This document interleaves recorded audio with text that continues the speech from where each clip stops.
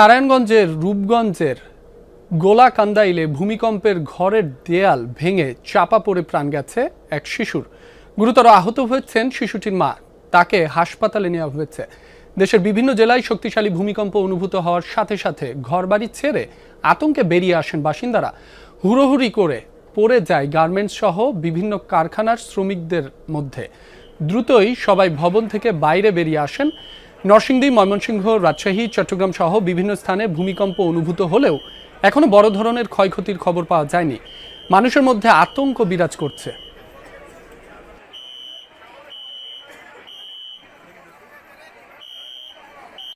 অনেকটা ভয় পাইছি বলতে লিফটের মতন আপ ডাউন করতেছে। লিফট যেমন উঠলে যেরকম করে না, এরকম আপ ডাউন করতেছে।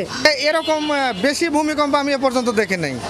আমি যখন শুরু হয়েছে চা বানাচ্ছিলাম, তো শুরু হওয়ার পরে আমি বাইরে বেরোয় গেছি। বাইরে যাওয়ার পরে দেখেছি বিল্ডিং কাঁপতেছে, আমার গার ভিতরে এখনো কাঁপতেছে।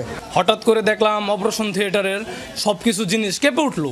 তাৎক্ষণিক আমার স্যার আমাকে বললো, সাকিব ভূমিকম্প। পরে আমরা তাৎক্ষণিক অপারেশন থিয়েটার থেকে দ্রুত নেমে চলে আসলাম।